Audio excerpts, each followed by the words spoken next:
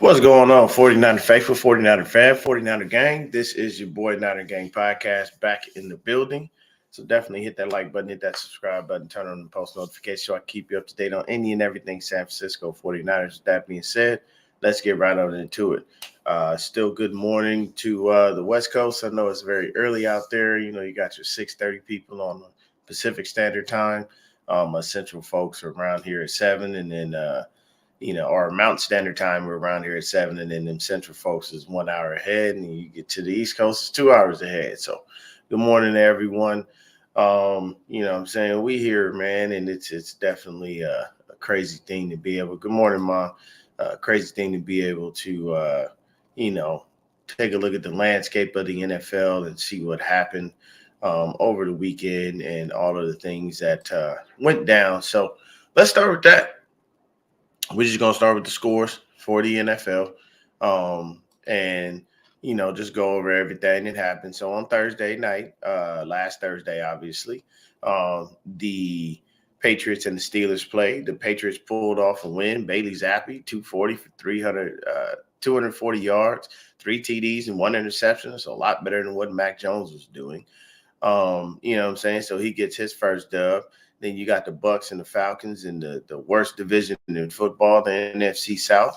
The Bucks come away with the win, 29-25 over the Falcons. Then you got the Lions and the Bears. The Lions have been on a bad streak as of late. They haven't looked as good. Bears actually pull out the win. They are currently 5-8. They win 28-13, beat a division rival. So it was nice. Justin Fields came back, 233 yards, 1 TD. So all of the controversy in Chicago land for that game was put to bed. It seemed like Justin Fields may be losing his job, but he wasn't. Came back and did a good job. So then you had the Bengals and the Colts. Bengals pull off the dub. Jake Browning's starting to look like a formidable backup, man. He looks like a really good guy. So they gave us Brandon Allen's worthless ass and said, take that motherfucker. He ain't worth shit. And shipped us to Jake Browning. So, that works out well for the Bengals. They need to try to at least keep winning to stay in that hunt for the AFC playoff race, which is so tight and close right now. Then you got the Browns and the Jags. Browns pull off the win, 31-27. Trevor Lawrence played, and we definitely didn't expect him to play just due to the fact of what happened with his ankle, but he showed up and still did what he could. Joe Flacco started for the Browns. He has been named their starter for the rest of the year. He came out 311 yards, 3 TDs, and 1 interception. So Flacco looked all right. I mean, it's nice when you're able to take over a team that's pretty much winning with one of the most stellar defenses in the NFL. They're top three at a bare minimum. Then you got the Panthers and the Saints once again, another divisional game, but that one ended horribly for the Panthers. It was 28-6. The Panthers still hold the number one seed as of right now as far as drafting goes. The number one pick, should I say, not seed, the number one pick as far as drafting goes. So it's just been a dismal year for the Panthers, man. It's been real ugly. I think their draft next year should be strictly offensive linemen. They shouldn't draft anything else. Don't worry about that defense. Don't worry about nothing. Just get that man some help so he can stand upright and actually try to deliver the ball, and then he might look like a quarterback. And you can't blame Bryce Young. He ain't the one drafting himself. Typically when you're a number one pick, you're going to a real shitty team. That team did not do good the year before, and it's trash. I have heard Caleb Williams, or it's Caleb Williams, or one of these quarterbacks that basically said, if I'm getting drafted by one of the weak franchises, I ain't doing it. So that's everybody's opinion, their prerogative. So Jets beat the Texans 30-6. Jets defense showed up and showed out. Zach Wilson looked great, and CJ Stroud looked bad, which is definitely a flip. He came out 301 yards, 2 TDs. Excuse me. And it's funny because when you look at this, through the first two quarters, neither team had scored. And then in the third quarter, that's when everything happened. The Texans scored 6. They didn't score anything in the fourth, but the Jets scored 14 in the fourth and 16 in the 14 in the third, 16 in the fourth. So that tells you automatically right off the bat that the Jets had that second half resurgence and things started to look up. The Rams and the Ravens was a barn burner that went into OT, and in OT they had a punt return for a touchdown, and that set the Ravens up for the W. So they win 37-31, which is nice. They 10-3, and number one seed in the AFC. Ain't nobody better. Than the Ravens right now, as far as record wise, and the Vikings and the Raiders. That was a defensive struggle. That game ended 3-0. And I can tell you, man, that definitely that shows that the Raiders are definitely coming along. And Antonio Pierce has those men playing, lights out, and they just have to be able to get better, man. The offense has to be able to start putting together plays and that stuff there. So that's typically how it works. And let me shut up the ad here. Just a moment. So there we go. Back to the football. So next up is, of course, us versus the Seahawks. 49ers win 28-16. You know what I mean? We shut the Seahawks out in the second and fourth quarter. They didn't score shit. And we scored 7 in each quarter. That's just exactly how we did it. And then the Bills and the Chiefs, y'all see Patrick Mahomes get pissed off. He flipped his shit. What's going on, Andy? Patrick Mahomes flipped his shit at the end of the game. I guess there was a call that was bad. I didn't watch that game. But the Bills win 20-17. Chiefs fall to 8-5. Bills go 7-6. Broncos beat up on the Chargers 24-7. I'm sorry. Chargers head coach needs to be fired. This team has way too much firepower, way too much offense for him to sit there week in and week out and for the Chargers to fail. And I'm sorry, the coaching's got to be bad. Something's got to be wrong because there's no way in hell they just keep losing. And the Broncos are just completing a turnaround, man. They're now 7-6. The Chargers are 5-8. The Broncos are doing their damnedest to try to get themselves into the playoff mix. And then last night, the game that everybody was watching, the game that we needed to happen and the stuff that we wanted to go down worked out well for us. It was a 33-13 win for the Dallas Cowboys. They beat the Eagles. Now, the thing is they don't jump to that number 1 seed because the Eagles beat them first. So they still are number 2 in their division. But guess who's number 1 in the league? Guess who's the number 1 seed in the NFC? Yes, it's us. It's the San Francisco motherfucking 49ers. We got you, motherfuckers. Y'all done lost to us. Y'all done lost to the Cowboys. This ain't looking good for the Eagles. This started to take a downward spiral. And, and to be honest with you, I'm not mad at it. I hope the spiral continues. I hope they continue to fail because we ain't got to do nothing but get relaxed, rest up today, and get right back to work. Fly out here to where I'm at in Arizona and come beat up on these Cardinals. And that should be a nice little run for us. We should have that easily done. It should be a good game. The Cardinals are scrappy. They never give up on us easy. They always fight. That's one thing I can say. Now, as it pertains to this game we just played, where we went ahead and beat up on these Sea Chickens. The cool thing was we was at home, so we don't have to travel. We don't have to do shit. They just got to tuck their tail and go home. We did have to play Drew Lock, who played fairly well. You know what I'm saying? He did a couple of things here and there. He wasn't going to do enough to beat us, but he did some things here and there. Defense played stellar. But the one thing they did during the game was they put up a caption of showing what Pete Carroll was when he had rush versus us and what he is when he doesn't have rush versus us. So this is looking like a Belichick and Brady type situation. And the reason being is because most of Pete Carroll's success did come with Russell Wilson, as did Bill Belichick's come with Tom Brady. So the thing is that he was 7-4 while Russ was there. He was always winning. He was kicking our ass every damn time.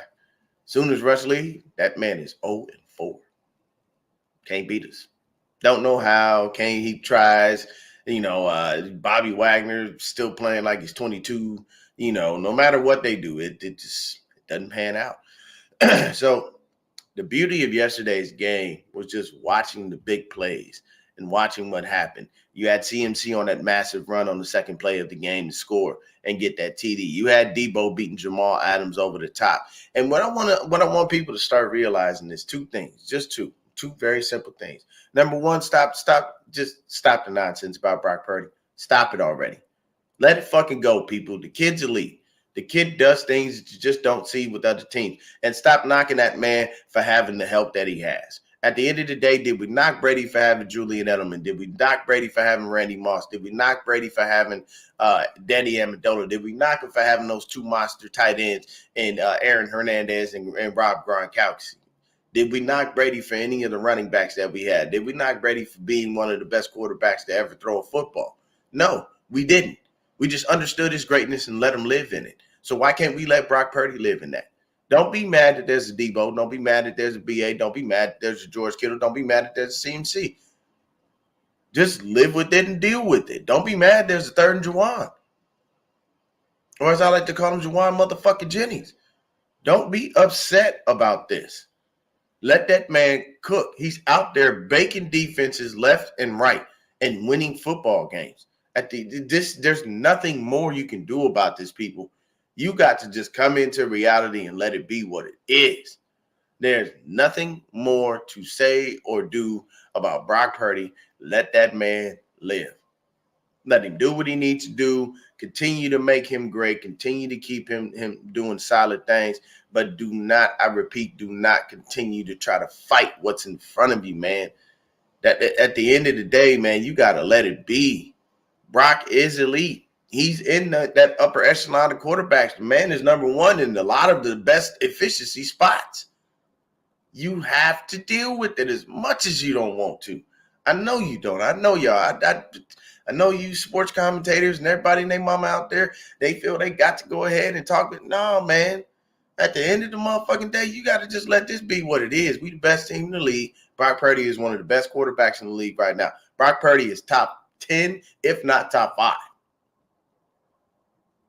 I'm not going to put him in the upper echelon with certain quarterbacks who've won Super Bowls and all of that stuff. I'm not going to call him Joe Montana, anything like that.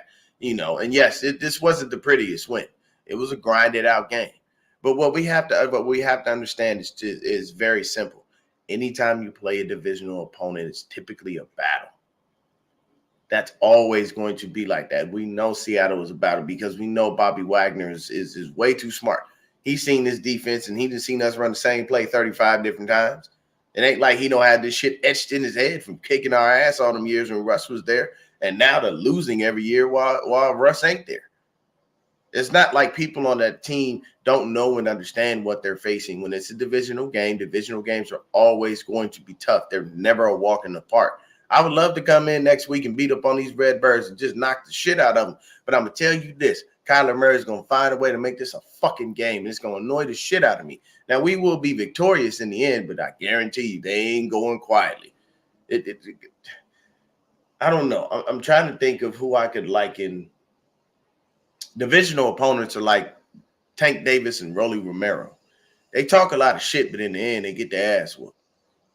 You know what I'm saying? They always and the fight between Rolly and Tank was one where Rolly got just caught with a shot, and that's what we usually do to our NFC West opponents. Outside of the Rams, we always just beat the shit out of them. You know what I'm saying? But you got to give Brock Purdy his flowers. The young man is out there doing his thing. He is not stopping. He doesn't care how you feel. He goes out there. He does his job. He's never boastful or braggadocious. You never see him, taking a ridiculous amount of credit. None of that. You know why? Because the kid has class and he's smart. He's an evangelistic guy. He will always give it up to God for everything that he has and everything that he is doing. You know what I'm saying? And don't get me wrong. Like I said, there were some things we got to clean up. Excuse me, some missed tackles, some things like that. A little worried about Hargrave and Mooney. You know what I'm saying? We definitely need them down the stretch because after we take care of the Cardinals, we got to play the Ravens. The Ravens are red hot right now. And if anything, if we've got to sit Mooney and sit and sit Hargrave to let them rest this week and try to get the groin issues together for both of them. I think one had a groin, one had a hamstring or something to that effect. Let them sit. Let him sit. I think the Cardinals game would be the perfect game to sit him. You know why? Because there's a young man I've doubted very, very. What's up, boss? Boss in the building. So there's a young man I've doubted a lot, and I pretty much didn't gave up on him. You know what I'm saying? But he surprised me these last couple of games, and he's making some big waves, and he's doing some great things. And I've just been paying very close attention whenever this young man is on the field, and he's doing this goddamn thing. And that is Javon Kinlaw. Shout out to Javon motherfucking Kinlaw. Kinlaw doing things you ain't seen in a minute. He out there balling, and I appreciate it. I truthfully do. Because when Javon is out there balling like that, it gives us a chance to be able to do whatever we need to do at any given moment. And we shit on our competition. And I love every second of it, man. It shows me that these things are great and that these things are going to be, that his progression has worked out well. You don't have to play him so much so he has less of a chance of getting injured. You know what I'm saying? He compiled 2 sacks last week. I believe he had a sack yesterday. Like, Kinlaw's been playing out of his mind. We didn't have Eric Armstead, so all we were trying to do was rotate between there's another guy out there, number 93, but I don't know who he is. He had dreads. I'm not sure who that is. But basically, you know what I'm saying? Kinlaw's been rotating in and out of that lineup, man, and been doing some great things. Cleveland Farrell has been playing out of his fucking mind. You low-key feel bad for Drake Jackson. That man that got buried on the depth chart. You ain't seen him at all. But that's because you have Farrell, you have Chase Young, you have Randy Gregory in front of you, and all of these dudes, outside of Cleveland Farrell that have proved some shit on the field, and Randy Gregory played awesome for us yesterday as well. So we're deep on that defensive line, you know what I'm saying, and we're doing some things and we're moving. Bosa had his sack the other day. He didn't want to do this until he knew it was actually official, you know what I'm saying? He was trying to make sure he had him down behind the line, and he did, you know what I'm saying? Shout out to who got that damn sack? Somebody got a sack and they gave it up to Eric Armstead. They did his celebration. I think it was Cleveland Farrell. He gave it up to Eric Armstead because Armstead wasn't playing this game. So honestly, if Armstead has to miss this game too, it's okay. We got depth on that line that we can do anything that we need to. I think we got like 11 or 12 defensive linemen, so we're pretty solid as far as depth goes. So the cool thing is just we went out there, we played our game, we played our brand of football, and we did what we were supposed to do, man. When you take a look at the numbers, you have Drew Lock. He was 22 of 31, 269 yards, 2 TDs, 2 interceptions, and he was sacked 4 times. You know what I'm saying? Now you flip over to Brock, 19 to 27, 368, 2 TDs, and 1 interception. You know what I mean? So he didn't blow the stat chart out of the box by any stretch of the imagination, but hey, he did what he was supposed to do. When you look at the rushing, Zach Charbonnet, shout out UCLA. It hurts my heart every time we play the Seahawks because I want Charbonnet to have a fantastic fucking game, but then I don't because he's a Seahawk and I don't want that to happen.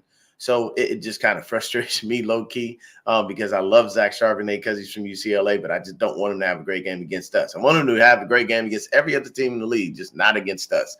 So he had 44 yards rushing. He led the team. He averaged 4.9 yards a carry. He had a nice chunk run of 23 yards. Kenneth Walker, he had 8 carries for 21 yards. He only averaged 2.6. Drew Lock, 3 for 5, 1.7 yards per carry. Then you flip to us. It's the usual suspects. We had 16 carries from CMC, 145 yards, 9.1 yards per carry, no TDs.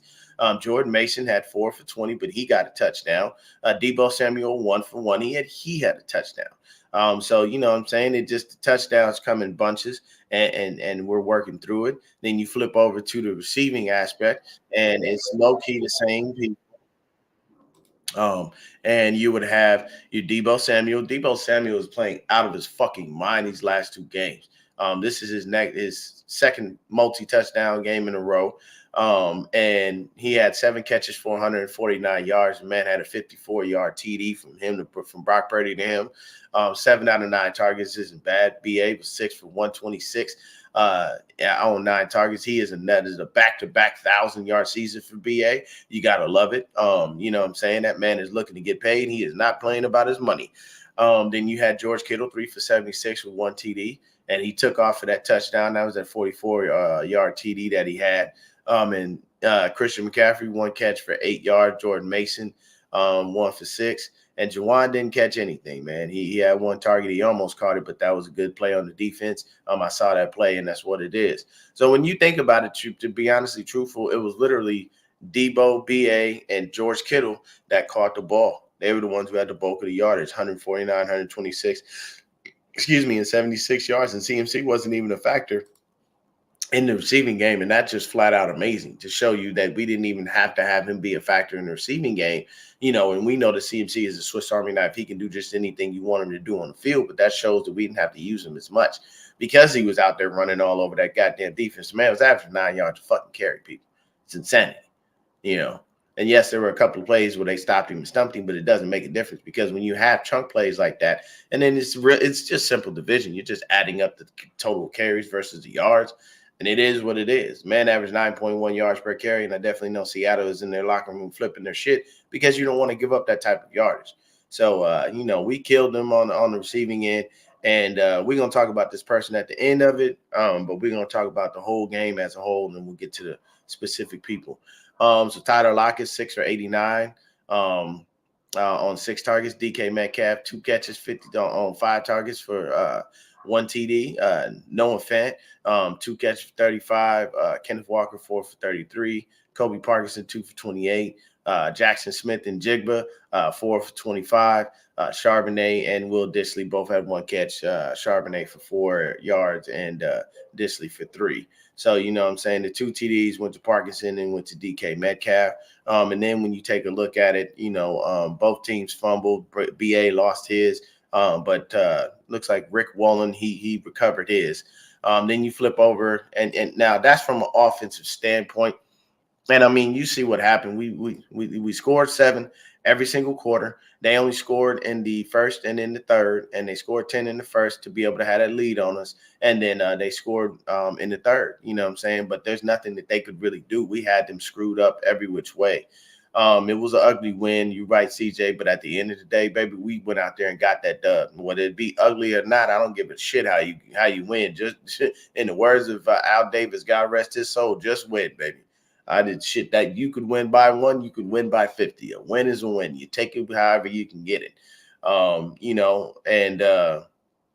If Dallas and Philly give us, take some L's next week, that'd be great. Yes, you're right, because that will give us a little cushion for that number 1 seed when it comes to playing Baltimore. Yeah, we're gonna need a little help to make sure that we out there, in that number 1 seed, and solidified in that spot, because the Ravens are not going to be no walk in the park. And a lot of people have been saying that Lamar was in the pocket, these last few games.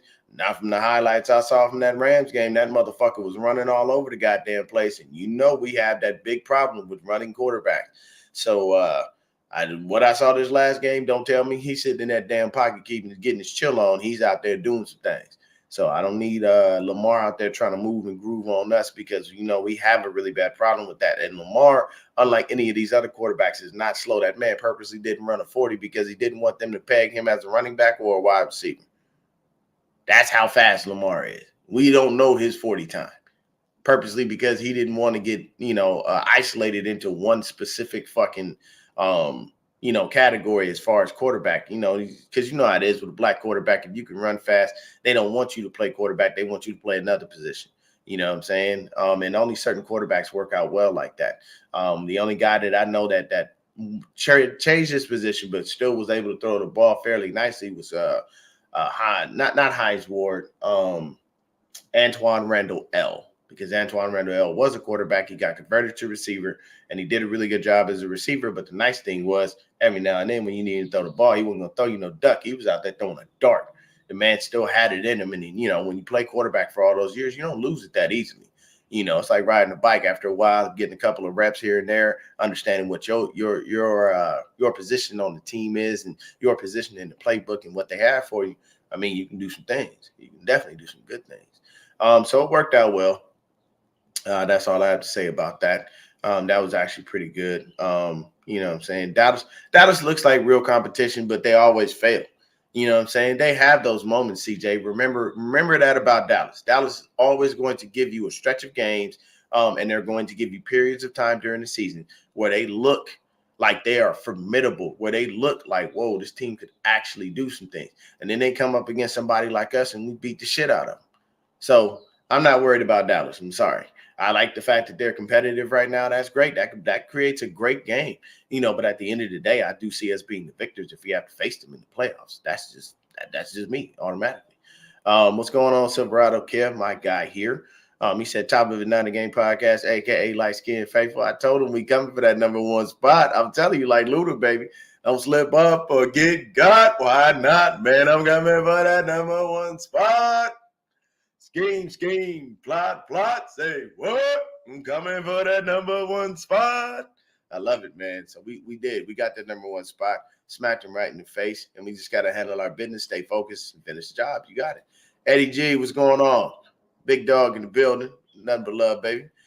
So when you just take a look at everything that's been happening, I'm saying, with the division, with the NFC in general, it's crazy, man. I'm saying? We definitely have been doing some good things, but with this game, I'm saying Julian Love led the Seahawks in tackles with 7, Quandre Diggs and Jordan Brooks come in with 6, Bobby Wagner and Rick Woolen with 5.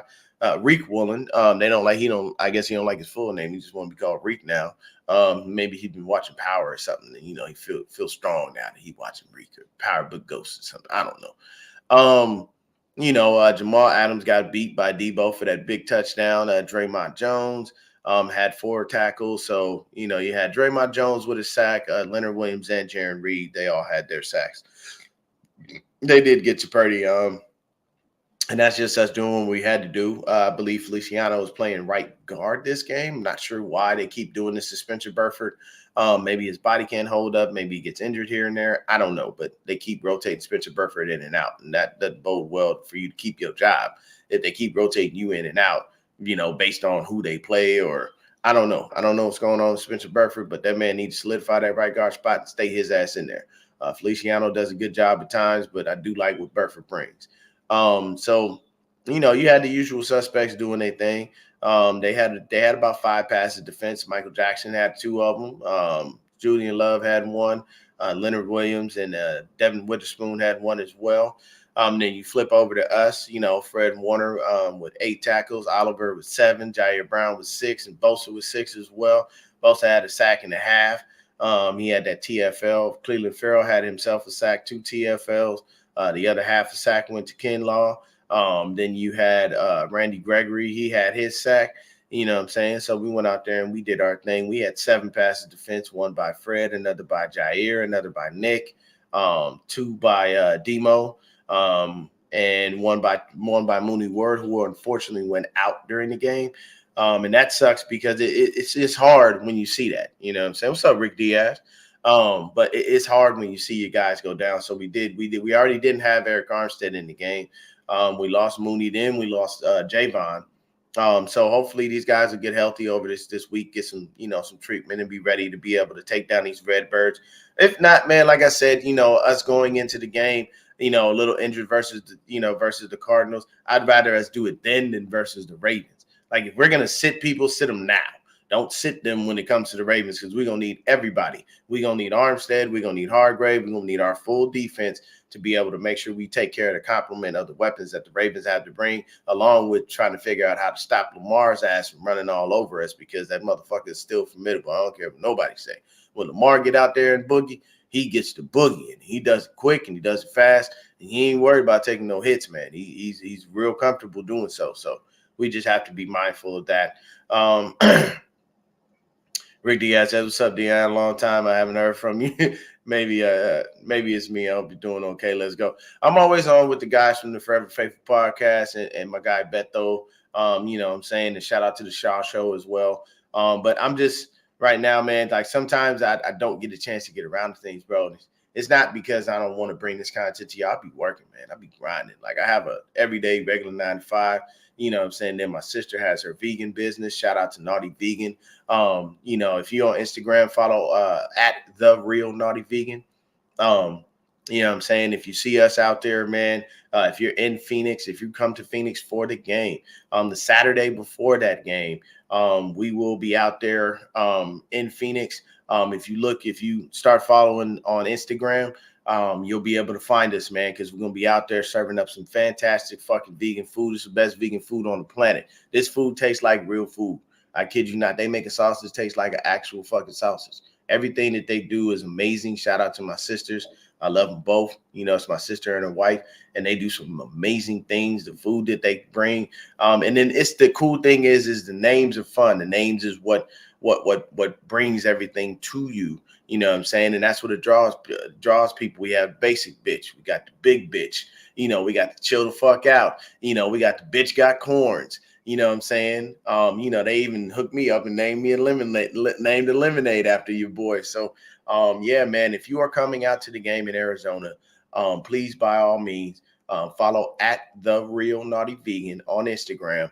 We'll be out there on Saturday serving up some bomb ass food. We may be a little worn out because we have events literally 3 days in a row. It's going to be tiring, but either way, we're going to get out there. We're going to serve y'all some fantastic food, and it's just going to be amazing, man. You know what I'm saying? And anybody that's coming out, definitely please follow us and make sure that you come and get some fantastic food, bro.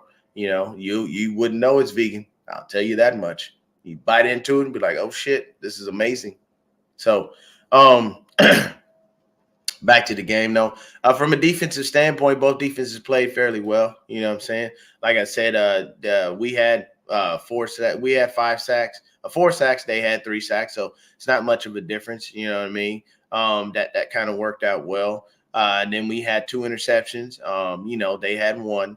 And that was just unfortunately something that just kind of tipped off BA's hands. It kind of is what it is on that one. There's not much you can do about it. The ball was thrown properly. BA just didn't catch it. So, you know, I can't blame Brock on that one.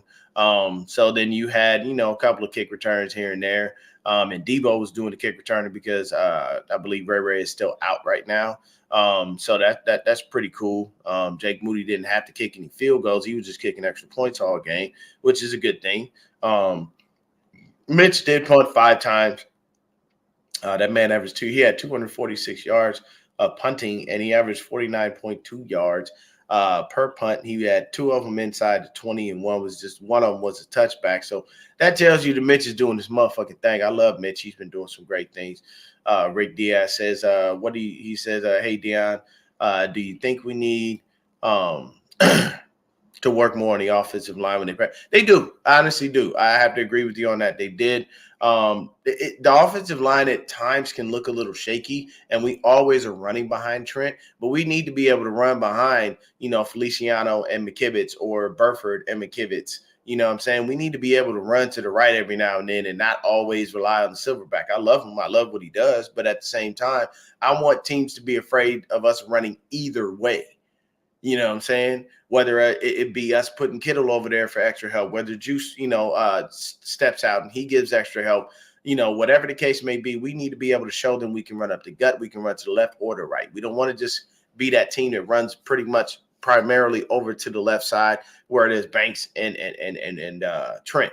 You know what I'm saying? We want to be able to make sure that we're diverse in that. So, yeah, I do feel like they need to do some more work on that offensive line. I honestly feel like, if anything, we have so much D-line depth and we do that every fucking year. How about getting some damn offensive line depth and doing that every year and having formidable guys right behind your starters so that way we don't really miss a beat and there aren't question marks and we aren't wondering why we always run to the left and why we never run to the right, things of that nature. So, yeah, I have to agree with you on that one. That's something that I did see. Yeah, man, the secondary, yeah, they were attacking our secondary. That they were attacking our secondary. It's definitely a little rough, especially when you lose Mooney, but it's okay. I think everything, you know what I'm saying? I think everything is going to work out well. You know, I don't think we're going to lose nothing. And Manley, what's going on, bro? Appreciate you stopping by the stream. Hit that like, subscribe button. Nothing but love to you, baby. He says Lamar is a Michael Vick type QB, and it's hard to cover him with. Yes, you are. Those are facts, bro. Straight facts. It's crazy. You know what I'm saying? Oh, yeah, man. Thank you, bro. I'd love to meet any and everybody that has ever watched me in person. I think I've only met like 1 or 2 people. And it was random as fuck, too. And it was somebody. I was in the store and I was wearing this hat. And I had on actually my shirt that you see for the background here. And he looked and he goes, man, you look familiar. And I'm like, oh, I get that all the time because I honestly do. People think I look like somebody. I always remind them of someone that they knew. It's weird to have one of those faces. And he says, nah, man, do you do something? I was like, I mean, I have a regular job. I work. He says, no, you do something. What's going on, Cook Sports? Nothing but love to you, baby. And he was like, nah, man, like I know, like, nah, you do something else. You do. He was like, your shirt, like that's you. You do a part. He was like, oh shit. Called over his homie. He's like, hey, this is the dude I was telling you about, man. This motherfucker wild, but he dope with his shit. And it was a surreal moment. It was actually very nice to meet people who had watched me and never actually met me. So definitely would love to meet you too, Rick. You know what I'm saying? It's just I got nothing but love for you, man. I appreciate you. You always come in and support me, man. You know what I'm saying? I'm missing my guy, Matt, man. Matt always used to be in here, but I think he's either working or grinding or doing something. And no, I never beat around the bush, man. That's one thing that I will tell you. You're gonna get that there's some podcasters out there, and I ain't dissing nobody in any way, shape, or form when I say this. There are some people that do beat around the bush, but that's their style. That's what they do. I choose not to do that. I'll tell you right now. You get a few of us out there that are like that. I know for 100%, 115%, Real Talk Niner Talking Niner Gang podcast are where you're gonna go to get the real shit. We will give it to you raw, straightforward, with no chaser. We're not playing no games. And any and everybody can get it. No one's above reproach. We don't dick ride Kyle or John or anybody on the team. If you're doing great, you're doing great. If you fucked up, we will tell you fucked up. That's just how we move, man. It's who we are. It's what we do.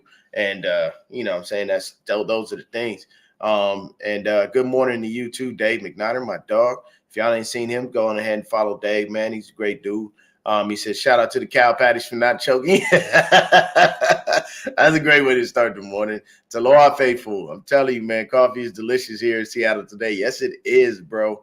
It definitely is. If you up there, man, Jason, I'm saying, hook up with Stacey A. Smith, man. He's a Seahawks content creator. But I'll tell you right now, if you're in Seattle, man, and you could get a chance to meet Stacey A. Smith and or Seahawks Eddie, those are two Seahawks fans that are very respectable. I fuck with both of them because they are cool. They are really good at, Steezy is awesome at what he does when it comes to his podcast, and he's blown up on TikTok over there. And then he does a really good job on IG as well. And then Seahawks Eddie is just cool as a motherfucker. Like, it's funny because you meet fans from different teams, and you meet them, you're like, yo, this person actually really cool. You know what I'm saying? They're not really tripping like that. And there's some people you're like, whoa, that's crazy. Yeah, no, they do good stuff, man, and they're really cool people, and it's awesome, man. He said, I'm always here, fam, never miss a beat. No, that's cool, bro. That's how you do it. Everybody do things their own way, man. I ain't shit, man. I appreciate the support in any way I can get it, pimp. He says, good morning, congratulations. Yeah, I appreciate that, Eric. I really do. So the defense went in there, showed up and showed out. We did our thing, man. You know what I'm saying? And oh, Nord dude. No, I'll tell you right now, my number one troll is Jim Everett the Great. That motherfucker comes in my chat and pisses me off every time. That's a dude, if I meet in person, I probably don't want to meet in person. I just don't want to talk to him. Like, I feel like I'm already annoyed with his presence online. And I feel like if I meet him in person, he'd probably be even more annoying. Nah, man, I just go on over there with all that shit. I like the back and forth banter every now and then, but you annoy me because you just come at me with unrealistic things. Like, if I'm going to talk shit, I'm going to talk shit on a realistic basis. I don't like to get unrealistic, but it is what it is. So shout out to Lamb Chops and Jim Evans the Great. You guys had a great loss yesterday. That was fantastic. I love to see you lose. I want to see you lose every single game. I don't ever want to see you win. I want to see you fail. Just because you're the Rams and you guys fucking suck. You can't beat us, I'll tell you that. So either way, now that we've covered the game, we see what happens. We look at all the numbers. We look at the figures. We look how we showed up. We showed out. Debo playing out of his fucking mind. And he probably would. Jason. But I'm not running that risk. I'm not. You know what I'm saying? Yeah, man, got to give it to the secondary for holding it down. Keep it DK strapped up safely. I'm telling you, boy, DK was in a goddamn car seat, and he was that child in the car seat that you want to give some Benadryl to, so he'll just go to fuck to sleep. He was in the car seat. Jesus, car seat, I'm tired. He flipped all over the goddamn place. That's that child on that long drive. You're like, I know this little motherfucker is gonna annoy the shit out of me. And believe me, I know it's wrong to hit kids. I know it's child abuse, but if I just punch him good enough to knock him out, he'll shut the fuck up. And he'll be asleep for at least 2 more hours. Or if I give him some of this Benadryl, I know people gonna look at me crazy because I'm drugging my child, but I want him to shut the fuck up. So I need to do something to get him to be quiet. So I'm gonna give him this lollipop. It's gonna taste a little funny at first, but he gonna eat it. And believe you me, 5 minutes later, we're going to put his ass to sleep and we ain't got to deal with him. DK Metcalf was so pissed off yesterday, y'all. He broke the little thing, the helmet warmer that you put your helmet on. This nigga slammed it down and snapped that bitch like a twig. I cried, bro. I was dying laughing. Like it just that shows you how frustrating we are to players. Remember what we did a couple years ago to Aaron Donald? So how do you feel about Deebo Samuel? Who? Oh, you don't know who Deebo is. He ran all over your fucking team, but you don't know who that is? Fuck out of here, bro. You're in your feelings. You know what I'm saying? We did that to somebody else. I forget who else we did it to. Anybody in the chat help me out. We did it to somebody else. Can't remember who the fuck we did it to, but we did it to him. Shit was funny. So the craziest thing is we go out and we frustrate DK Metcalf. We shut him down. The man had 2 catches. Yes, he had that touchdown, and I have no idea how the fuck that ball dropped in there. Ambry was in the best coverage you could fucking be. It just shit happens every now and then. I'm not blaming Ambry for that. That shit just fucking happened. That ball dropped in, he caught it. It is what it is. So he was definitely upset, bro. Like he was in his motherfucking feelings. And I think, to be honest with you, the reason he was in his feelings was because he had those 2 targets in the first half. In the second half, they just act like DK didn't exist. They went away from him. They didn't even go back to him. And DK is a really good fucking receiver. That's a whole grown-ass man out there. I believe he's 6'3", 6'4", almost 250, 260. Like, this thing is chiseled like an Adonis. You know what I'm saying? If he was playing with the right people, he would look like the second coming of fucking T.O. Like, that's literally how built he is. Like, this motherfucker is ridiculously strong. You know what I'm saying? Outside of the chiseled abs and all the other shit. And I don't need to say pause on that. That's just what the motherfucker looks like. It is what it is. But it's crazy as hell watching him lose his shit the way he lost his shit. And then, of course, getting ejected from the game, him and Demo. Now, I saw Demo. Look, man, you can come in and support your people, bro, but you got to be careful how you do it. That shit was blatantly honest on what the fuck he was doing. You jumped in there to push this nigga and get rid of this motherfucker. And then on top of that, you know what I'm saying, it was, it was a different situation because, I seen him come in and look like on another angle, looked like he came in and punched this nigga again. So I'm like, Demo, man, you can't be doing that, bro. And we didn't have 2 ejections these last 2 games, Greenlaw and now him. And then of course both sides, we had that security guard ejected, and then we had, DK Metcalf ejected. So it just tells you that DK has to get his emotions in order, man. And I think he likes Geno Smith because Geno gets him the ball. He was getting frustrated with Russ in Russ's final stint with the Seahawks because Russ just wasn't targeting him. And he wasn't looking his way. And then the minute Geno came in, now the ball started getting thrown towards you. So it's just different. But, DK was acting like a little bitch. He was not happy. I'm pretty sure his post-game press conference was full of questions on what was going on. And I'm 100% sure he tried to walk back his behavior and his attitude and things like that because you have to. You know what I'm saying? You got to play the media game. It is what the fuck it is. But, shout out to the defense, especially after losing Ward and not having Hargrave in there. We just kept rolling and kept balling, man. And like I said, from what I'm seeing from Kinlaw, he's doing a fantastic job. He looks great. And, if you got to sit Hargrave, sit Hargrave. Let him do his thing. You know what I'm saying? Shit just gets frustrating, when you got to sit there and deal with injuries. But I get it. So the other thing from the game is you see Pete Carroll out there chewing the shit out that gum. That ain't going to never change. He ain't doing nothing. And I seen this motherfucker on the field. Like, what the fuck? Get your ass off the field. Like, it be killing me sometimes because Pete be overstepping boundaries and don't nobody check his ass. Some rest be letting this motherfucker do whatever he want. And I don't like that shit. But either way, you know what I'm saying? I think we had a hell of a game yesterday. We came out with the win. That's all that fucking matters. Not every win is going to be pretty and sweet and lovely. And, it's not all flowers and fucking rainbows. It's definitely going to be some dark days and hard nights. But we come out there, as long as we come out the victor, we're good. You know what I'm saying? And that's basically what it is. He said, you see that little Pete gave him after he get kicked out. He said, I'm done with you, punk ass.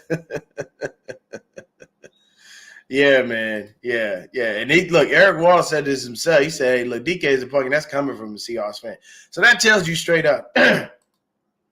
So it definitely tells you, that when your own people look at you and go, yeah, man, I can smell a bitch in you. It happens.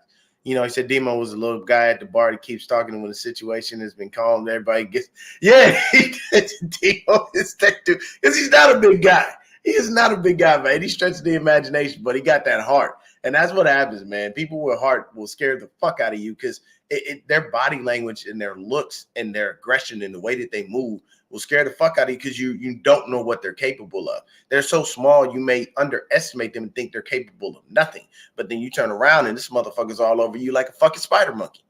And you like, God damn, how the fuck this little nigga hit me 80 times and I barely even touched him. Some little people are like that, bro. You know, you get that little man energy and that shit turns into grown man energy.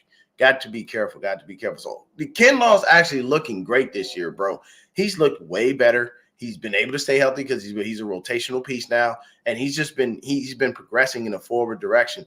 Unlike his previous seasons, the only season he did good for us was in that COVID year, and that COVID year was a dismal year for us in general. But I mean, you know, it's funny. It was Kinlaw showed up, and punk ass Jerick McKinnon showed up in a year we didn't need them to show up. We needed them to show up in other years, but it is what it is. So, he said, can't confirm everyone I know up here in Seattle is done with DK. It was with, damn. Yo, that's crazy. Hey, man, I mean, look, at the end of the day, I will say this. DK Metcalf is a formidable receiver. He is an awesome receiver. He has the height, the size. He's the prototypical wide receiver that you want. You've got to get his emotions under control. Somebody has to teach him the emotional intelligence of playing football because there are times in football where you are going to be in trouble and you're not going to be the greatest guy on the field. And there are times where you're going to have bad games, where you're going to get shut down. All those things are things that will happen, but you got to be smart about how you move. You know what I'm saying? If you continue to let your emotions get the best of you, then yes, you wind up, you know what I'm saying, putting yourself in a bad spot in the league, and people don't want to fuck with you because they're like, as great as you are, I don't want to take the antics. This is why T.O. had a hard time getting a job. Everybody loved him, but everybody was like, we don't want the antics. We don't want the sideline show. You know what I'm saying? And most of the time, you know, I would agree with that here and there. Every now and then, T.O. could be a lot, but at the end of the day, I'm sorry. What I was getting on the field from Terrell Owens, shit, you kiss my ass. That motherfucker do whatever the fuck he want on the sideline. As long as he go out there and catch some touchdowns, catching passes, I'm not even mad at the antics. I'm leave the antics alone. As long as he don't fuck my locker room up, I can truly care less. You go out there, talk shit, you grab popcorn, you do whatever you feel. You know what I'm saying? Them fines ain't coming to me. I ain't the one that got to pay him. So, hey, it ain't my fucking problem. As long as you go out there on the field and perform and I'm getting over 100 plus yards from you and 2 or 3 touchdowns a week, I could give 2 fucks. That's just me. You know what I'm saying? But Kinlaw's been looking great for us, Eric, man. He's just progressed in a nice fashion because we basically traded Defoe to get him. And when we traded Defoe to get him, we were expecting him to come in and at least be a game wrecker in the run game, and he wasn't a game wrecker at all. You know what I'm saying? Like I said, the COVID year was his year where he showed up and showed out and he shined. But, you know, the last couple of years, he's been looking bad. But this year, he's actually been looking a lot better. He's been able to stay healthy. So that's why we've been, appreciating him. But that's the crazy shit, man. But the extra shit, you know, it's like people don't want that. They don't like it. Nobody wants to see all that. And it's a situation where you love the passion of a person, but you want them to be able to display it properly, because if it comes out in the wrong way, it's perceived in the wrong way. And that's just basically what you give to the world. You know, now DK out there, you know, looking like a whole bitch and looking like a buster to the world because they're like, you can't even take the fact that you just wasn't getting targeted. Shit, it is what it is, man. You know, these things go down. But at the same time, it's like, yo, we need you to still hold your composure because there may be a time in the game where we're coming to you and we need you. You know what I'm saying? And I get it, but then at the same time, to be honest with you, if y'all got rid of DK, I don't know another guy on your team that's going to replace the kind of production that he provides. You know, I like Jackson Smith and Jigba. He's a nice receiver, but he ain't no DK Metcalf. I tell you that much. And Tyler Lockett is nice. He ain't even DK. And Lockett got speed. I think Lockett is a little bit faster than DK. And I may be wrong on that. I think DK probably even faster than him too. So, you know, as long as it's DK, I say help him get his emotional intelligence under control and keep the guy. If not, if you trade him off, make sure you get a good first round pick. But wherever he goes, the dude possibly could shine. He just has to get that emotional intelligence under control, and he'll be all right. But That's gonna do it for me, man. I got to get in here and get to work. I appreciate everybody for stopping in and hanging out with your boy. Once again, tell a friend to tell a friend, to tell another friend. What I'm saying? I'm trying to continue to grow the channel and get to 1,000 subscribers. I got to do more content and things like that. I didn't give a preview show for the Seahawks because we had already done one like previously when we played them, and we played them, within a span of 3 weeks. So it just didn't make sense for me to do another preview show because we already know the usual suspects. But I appreciate everybody for stopping in and hanging out with your boy. I will be giving us a preview show for the Cardinals. I'm going to go ape shit on that one. I'll probably try to do that one Thursday morning, to be able to get it right and do what I need to do on that. Just get in there and make sure that everybody is, satisfied with a good preview show. And then, I probably will do a post game Monday or Tuesday because I'm just going to be worn out, bro. I'm telling you, like this week is a lot of OT for me. Working with the vegan business, working my own damn job. Saturday I'm gonna be worn the fuck out. So like I'm probably gonna go to sleep early, like hella early. And then I got to get up in the morning and I'll probably be running around all Sunday, just going ape shit to be able to do certain things and try to make sure, shit goes right. But Sunday is just going to be all day game day, and this week is going to be a lot to deal with. So appreciate everybody for stopping in. Everybody stay up, stay faithful, stay blessed. If you just came in, I got to get out of here because I got to get to work. But definitely, hit the button, watch that recap, telling you right now, man, the beat downs will continue. We are here to kick ass and take names. And believe you me, we've been doing it. We back on another 5-game win streak. And don't see us losing anything. The Cardinals are definitely a formidable squad. They're scrappy. They're young. They get on our nerves, but those little annoying birds will get shot by these muskets from these 49ers. And when we watch their feathers fall down, we'll put them in our cap and just use them while we're out there hunting for that gold because that's where our name came from.